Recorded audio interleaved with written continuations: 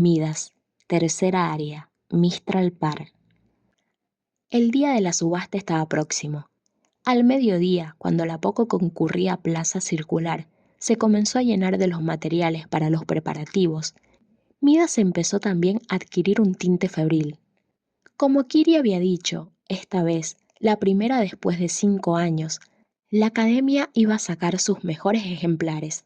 Quizás por ese motivo, incluso en un lugar con el que la subasta tenía poco que ver, como era Ceres, el rumor corría imparable por los sitios de bebida y otros tugurios. Será genial, vayamos. Total, mirar es gratis. Si tenemos suerte, tal vez podamos pillar algo bueno para beber. Además, no veo ninguna razón de peso para no querer ir. Para Ricky, quien no sentía el más mínimo interés por la subasta, no le apetecía en absoluto ir a contemplar tal evento. ¿Es que hay alguien allí con quien no quieres encontrarte?, lo desafió Kiri. Nadie en especial. Entonces está decidido. No está mal que de vez en cuando quedemos para salir juntos, ¿no? Kiri le dedicó una significativa sonrisa. Ricky desvió bruscamente la mirada, hablando tan bajo que nadie pudo oírle. Este tipo tiene algo que no me gusta. ¿Será que estaba harto de su carita de ser un sabelotodo, a pesar de no tener ni 17 años? No, no era eso. Quizás era porque siempre lo toreaba, a pesar de ser un mocoso 3 años menor que él. No, ese tampoco era el motivo. Lo que Ricky quería negar era que constantemente, tras los extraños ojos del fastidioso de Kiri, se hallaba un doble de sí mismo, tal y como había sido hace 3 años. Cuando lo vio por primera vez, no había pensado nada en particular de él. Solo le había extrañado el hecho de que tuviera ojos dispares, aunque no le había dado mayor importancia. ¿Desde cuándo comenzó a notar que una y otra vez su antiguo yo se veía reflejado en la conducta y las palabras de Kiri? Si fuera el de antes, quizás también habría hecho eso. Si fuera hace 3 años, seguro que habría hecho lo mismo. Frases así le venían a la mente constantemente. Cuando fue completamente consciente de ello, vino la sensación de que, exceptuando el aspecto físico, se le parecía en todo. La forma de hablar, los gestos, incluso su tono de voz algo insolente, era insoportable. La ilusión de su antiguo yo, al que suponía desaparecido hace mucho tiempo, removía en él el recuerdo de aquella época y otras profundas emociones, las cuales daban paso a una amargura ya olvidada, pero tan grande que de pronto sentía deseos de morderse los labios hasta hacerlos sangrar. La razón por la que Ricky había regresado al gueto era porque, estando ahí, tenía la impresión de poder respirar libremente. Pensó que allí podría relajar la tensión acumulada en su cuerpo, estar sin hacer nada el tiempo que quisiera y cuando quisiera.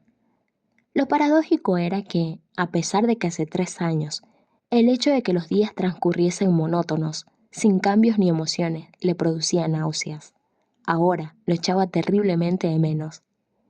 Y aunque no podía cambiar el pasado, tenía la sensación de que, mientras éste se mantuviera completamente sumergido en el hondo y turbio mar del tiempo, poco a poco iría diluyéndose en él. Sin embargo, la existencia de Kiri había sido un error de cálculo. Solo con oír su voz notaba un fuerte sabor amargo en la boca. Si trataba de masticarlo y tragarlo a la fuerza, sentía punzadas de dolor en el corazón. Cuanto más trataba Ricky de ignorar al muchacho, más se obstinaba Kiri en incordiarle. Los ojos negros de Ricky se defendían con una silenciosa mirada. Habían comenzado a estremecerse por una cólera que cada vez le era más difícil controlar. No es que Ricky fuera originalmente el tipo de persona que se dedica a observar tranquilamente esperando el momento propicio. En el transcurso de esos 3 años no hizo otra cosa que aprender a aguantar. No, para ser exactos, ¿no sería mejor decir que lo obligaron a ello? Comparado con aquello, las maldiciones y burlas del gueto eran algo insignificante. Pero Kiri, con su sola presencia, removía punzantemente el pasado. La expresión de amarga cólera apareció en los ojos de Ricky, y era como si aquella máscara de pasividad resbalase de su rostro. El día de la subasta amaneció despejado como haciendo honor a la gran fiesta que se preparaba. Ricky, apremiado por Kiri, encaminó sus pasos hacia el Mistral Park en compañía de Guy.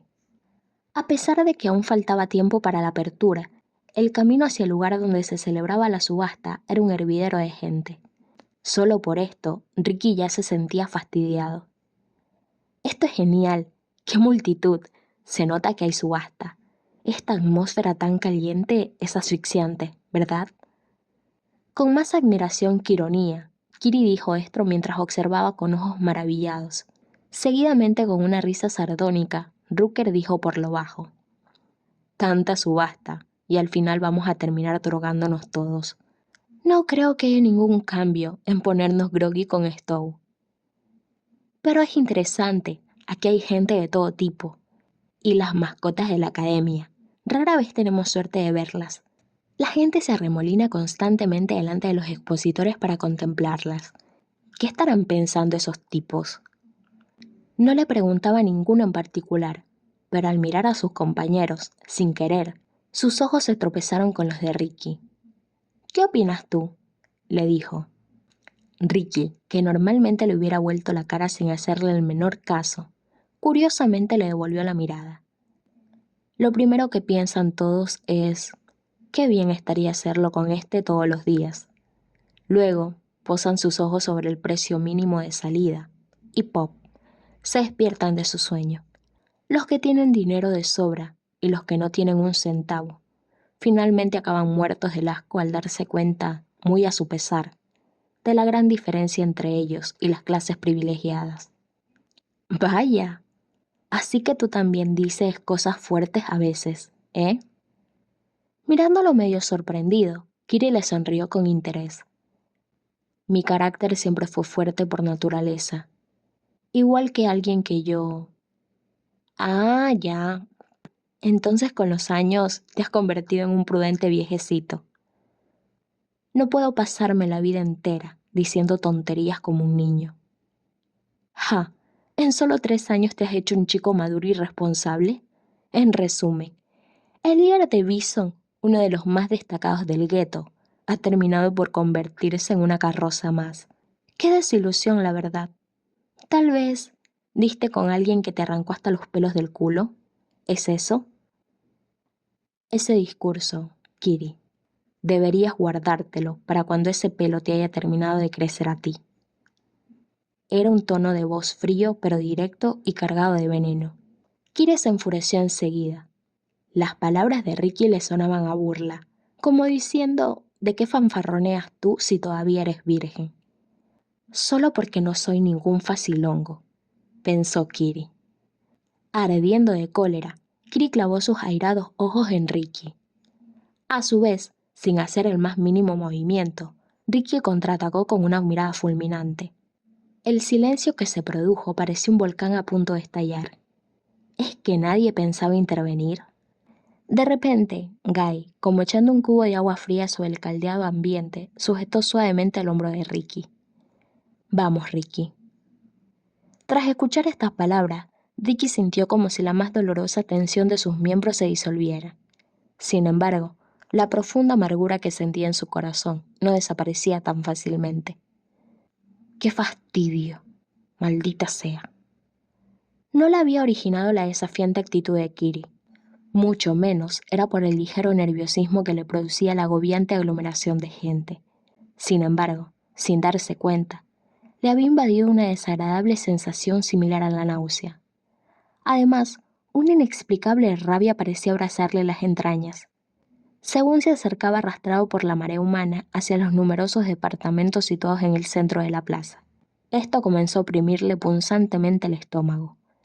Delante de cada acumulación de personas se encontraba una de las mascotas que iban a subastarse. Divididas por centros de cría, esperaban cómodamente en sus lujosas vitrinas a que les tocara su turno. Las había de diferente sexo, tono de piel, color de ojos y cabello. Pero como era de suponer, era la elegancia de sus cuerpos bien proporcionados y la perfecta armonía de sus rasgos lo que decidía su calidad. Entre todas ellas, las que con marcada diferencia más atraían las miradas y el interés de la gente eran las mascotas criadas por la academia. Diáfanos cabellos dorados, sedosa piel nívea, sus labios carmesí ligeramente húmedos y la delicadeza de las líneas de sus ambiguos cuerpos emanaban un extraño encanto. Entre las tiendas de mascotas oficialmente reconocidas por la ciudad central de Tanagura, hace mucho que el centro científico de la academia gozaba de excelente reputación como suministrador de mascotas de pura sangre. Grupo sanguíneo, calidad de los genes, todo detalle era rigurosamente examinado hasta la perfección, y solo a los individuos seleccionados se les permitía nacer. Por eso las mascotas de la academia estaban muy ufanas de su espléndida figura. Decir que solo las mascotas de la academia tenían el privilegio de despreciar tranquilamente las miradas, mezcla de envidia y celos, que les daban a través de los cristales no era ninguna exageración. La sola hoja de papel que demostraba su pedigrí era el símbolo de su autoconfianza y orgullo. Las subastas de mascotas de Midas, celebradas con gran pompa una vez al año, se iban estableciendo más o menos abiertamente como la nueva industria de Tanagura. Sin embargo, hasta solo un cuarto de siglo antes, esto tenía muy mala fama de cara al exterior. Anacrónico mercado de esclavos. El peor atentado contra los derechos humanos. Incontables denuncias como estas eran lanzadas por las ciudades federadas. Y no solo se limitaban a las subastas, la propia existencia de Midas como símbolo del placer y la corrupción era algo que les crispaba los nervios. Si el rostro visible de Midas era el de un imaginario castillo de placer donde no existían el día y la noche, donde ni siquiera importaban las ideologías, el rostro oculto que secretamente manipulaba dinero e influencias era siempre una realidad mucho más lúgubre y fea. Y aquella que abrazaba este nido de serpientes contra su pecho, la computarizada ciudad metálica Tanagura, era aún peor. Habitualmente, las ciudades libres formaban varias federaciones y se sostenían manteniendo relaciones de tira y afloja en materias comerciales y políticas. Pero, aunque como ciudades eran independientes, no eran tantas las que funcionaban con total autonomía. Las ciudades pequeñas que carecían de recursos naturales especiales y no tenían una industria notable eran absorbidas por grandes metrópolis y sustancialmente no pasaban de ser semicolonias dependientes para las que el nombre de federadas no era más que un título. En medio de todo esto, sin ser miembro de ninguna federación, sin permitir ninguna interferencia exterior, sin doblegarse a ninguna presión, estaba Tanagura. El 12º planeta del sistema de la estrella Amoy era un pequeño planeta remoto, ni siquiera visitado por delincuentes perseguidos por la ley. No poseía recursos naturales ni vida inteligente. Incluso las federaciones que realizaban inspecciones periódicas cada cierto número de años, tras una única exploración, lo habían descartado completamente. Hasta que un día, una nave con un grupo de investigadores conocidos como Avis aterrizó en el planeta. Querían crear una ciudad de investigación intensiva que rompiera con los conceptos establecidos, libre de presiones políticas o tabúes religiosos. Así nació Tanagura. Muchos científicos se reunieron allí buscando el saber humano y la prosperidad. Ellos dieron vida al supercomputador Júpiter. El banco de memorias de su cerebro artificial poseía todo tipo de información y una colosa cantidad de datos. Así fue acumulando experiencia hasta alcanzar un alto grado de autoconciencia y un día de repente se dio cuenta del valor de su propia existencia. Mejor dicho, según sus creadores humanos, su irracional actitud solo podía deberse a que había enloquecido. Y finalmente, obligó a los humanos a someterse a su voluntad. Júpiter era la espina dorsal de Tanagura, y como tal arrebató a los humanos el dominio sobre la ciudad. Cuando varias ciudades federales empezaron a darse cuenta de la situación y aún aturdidas pensaban cómo actuar, ya Tanagura había completado su transformación en una extraña ciudad con humanos domesticados como habitantes. Ignorando totalmente la algarabía de las voces circundantes, comenzó a sobresalir tan firme como rápidamente, aun cuando trataba de mantener oculta su propia magnificencia. La ciudad que llevaba a los extremos insospechados la belleza funcional y la racionalidad, rebosaba de un fresco y reluciente aspecto, tras una metódica y eficiente limpieza. Sin embargo, rechazando no solo su calor, sino también cualquier suciedad típica del ser humano, esta visión era deslumbrante pero fría. En otras palabras, la conciencia de Júpiter había sido dotada incluso con terminales nerviosas. ¿A qué aspiraba Júpiter tras haber superado la intuición humana de sus creadores? Con un equipo de investigadores educados por él mismo y un grupo de androides de última generación a su servicio, se transformó en el dios omnipotente al que su nombre Júpiter hace referencia. La base de Tanagura era la negación de las relaciones filiales y el rechazo a la mortalidad. Pero esta ciudad que buscaba la prosperidad por encima de todo, no era más que una criatura engendrada por la conciencia deformada de Júpiter. Los humanos, que por las limitaciones de la carne difícilmente pueden burlar a la muerte, algún día serán fabricados solo para servir a las máquinas. Tal epítome del futuro era lo que dejaba entrever la realidad allí existente. Tal vez lo más inesperado fue que las federaciones manifestaran su odio abiertamente y lanzaran duras críticas. En cualquier época, es una constante que los fuertes se alimenten devorando a los débiles. Esto era algo que ellos mismos habían puesto en práctica. Nadie se atrevía a asegurar que las ciudades dependientes que se postraban a sus pies no serían las próximas. Haciendo uso, sin tabúes ni restricciones, de conocimientos de biotecnología y electrónica muy anticipados a su época, Tanagura, día tras día, se ha ido construyendo una sólida posición. Y aunque las federaciones veían en esto una grave amenaza, por otra parte, se retorcían ante el dilema de haberse hecho demasiado dependientes de esas cosas, que conseguían sin tener que ensuciarse sus propias manos. Así que las federaciones se encontraron de pronto mirándose las caras unos a otros sin saber qué hacer. Cuando se dieron cuenta, tanto las voces críticas que señalaban públicamente a Tanagura, como los gritos que exigían la abolición de las subastas de mascotas humanas, fueron haciéndose más y más débiles. Después de esto, en solo medio siglo, comenzó incluso a cobrar fuerza una nueva tendencia tan ridícula como pensar que darse a conocer o hacerse un nombre en Midas constituía un barómetro de poder político y económico. El placer extremo rige sobre la vida y la muerte. Mientras se susurraban esto, la gente recorría la noche de Midas sin reparar en gastos.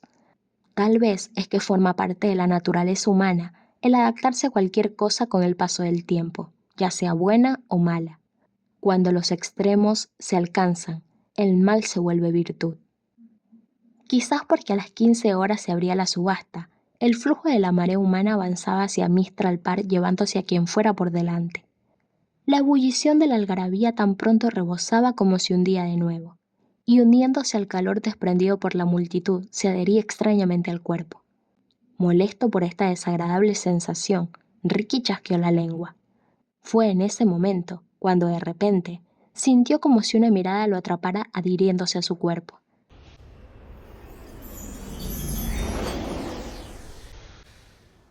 No era ninguna alucinación.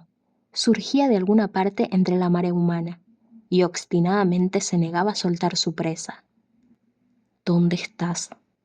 Deteniéndose contra la corriente, Ricky miró lentamente a su alrededor.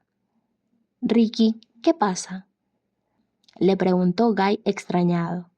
Imitando a Ricky, él también se había parado a su lado. Pero Ricky no mostró la más mínima intención de contestar. «¿Dónde estás?». La desazón que le producía esta mirada que lo mantenía atrapado aumentaba aún más su nerviosismo. Ricky frunció pronunciadamente el entrecejo y en ese momento, sobresaltado, tensó todos los músculos de su cuerpo, quedándose totalmente rígido.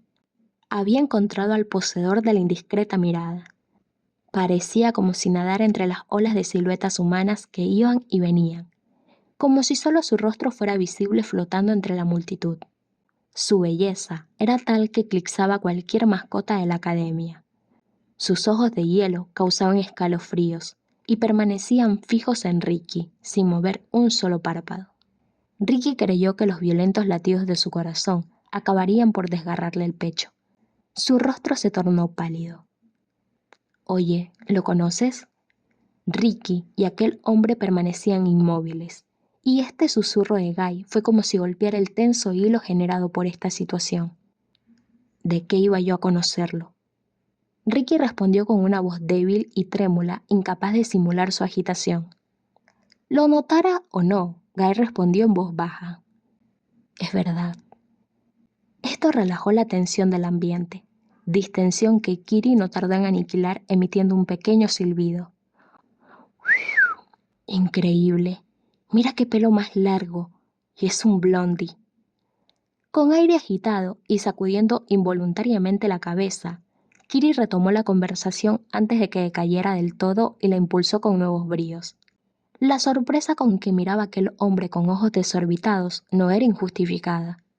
Entre tanta gente que para hacer ostentación de su poder vestían ropajes recargados y lujosos, las sencillas y funcionalmente diseñadas prendas que llevaba aquel hombre paradójicamente llamaban la atención. Más aún si se trataba de un miembro de la élite enfundado en el traje de cuerpo completo típico de los ciudadanos de Tanagura. Generalmente, la élite que residía en Tanagura llevaba el cabello largo para distinguirse de los androides. Poseían un cuerpo perfectamente proporcionado y una singular belleza. Pero aparte de un coeficiente intelectual superior a 300, la élite eran solo seres de cuerpo artificial incapaces de reproducirse. Se organizaban siguiendo un sistema de clases al que llamaban Noran. Los que se dedicaban a trabajos de oficina relacionados con el exterior, en otras palabras, los que estaban a cargo de los negocios gubernamentales, eran los de cabello negro, la cara de Tanagura. Como consejeros en estos asuntos, los miembros de cada campo de especialización se dividían según el grado de sus conocimientos en cabello rojo, verde o azul. Los más altos responsables de cada uno de estos campos lucían el cabello de color plateado. Y finalmente, la élite entre la élite. Los que tenían el privilegio de contactar directamente con Júpiter eran los de cabellos dorados, más conocidos como blondies. «Mira, todavía nos está mirando. ¿Tendrá interés en nosotros? ¿Nos va a hacer alguna seña?». «Idiota, no digas más estupideces». Ricky alzó la voz malhumorado. Ese tono casi alegre de Kiri lo había sacado completamente de sus casillas. «¿Y por qué? Nos está mirando. ¿Acaso no es una oportunidad?». «Yo creo que sí. Míralo, es de pelo largo. Es un blondie, un super élite. De los que rara vez se dejan ver en Midas. No se pierde nada por probar. ¿Quién sabe? A lo mejor nos llevamos una sorpresa. No puedo dejar escapar una oportunidad como esta. Yo voy a ir». Ricky frunció el entrecejo y permaneció en silencio. No era que se hubiera quedado sin habla aplastado por el apasionado discurso de Kiri, sino que, sin darse cuenta, los puños que mantenía cerrados comenzaron a temblar y un intenso sabor amargo invadió lo más profundo de su garganta. Era como si el gran parecido entre él y Kiri se mostrara ante sus ojos hasta decir basta. Viendo a Ricky en ese estado, Kiri, triunfante, le dedicó una sonrisa irónica. «Hasta luego». Kiri se lanzó como si fuera a desgarrar el espacio comprendido entre Ricky y Guy, echándose a andar con pasos rápidos. «¿No lo detenemos, Ricky?», dijo Guy con aire preocupado, mientras sus ojos perseguían la silueta de Kiri según iba perdiéndose entre la marea humana.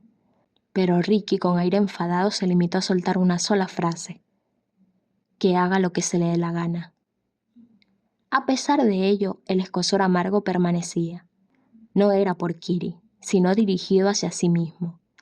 Ricky, elevando sus ojos por encima de la figura de Kiri, lanzó la mirada de nuevo hacia donde estaba aquel hombre, para comprobar si aún seguía allí. Entonces, como si lo hubiera estado esperando, el hombre le devolvió una sardónica sonrisa, curvando casi imperceptiblemente sus labios, al tiempo que clavaba en Ricky una fría y límpida mirada. Ricky, sin saber por qué, se enfureció. Sintió impulsos de arrancarle esa sonrisa de la cara y pisotearla a gusto. La sangre inundó sus ojos y su vista se emborronó de reojo. Y en ese instante, tanto la silueta de Kiri como la belleza de aquel hombre habían desaparecido arrastrados por la marea humana. Ricky, apremiado por Guy, echó a andar en silencio. Sus pasos eran lentos y arrastraba los pies. Aquella noche Ricky se quedó solo en un bar, bebiendo un trago tras otro. La bebida era más fuerte y el ritmo más rápido que de costumbre, pero aún así no conseguía emborracharse. Aquellos fríos ojos que parecían ver a través del alma de la gente y que denotaban una absoluta e inquebrantable autoconfianza. ¿A qué venía aquella irónica sonrisa? Solo el hecho de recordarlo le hacía arder las entrañas. Ricky sí que conocía a aquel hombre, y aunque tratara de olvidarlo, su recuerdo estaba tan profundamente arraigado que sentía que nunca podría liberarse de él. Era como si lo llevara grabado a fuego en el revés de sus párpados.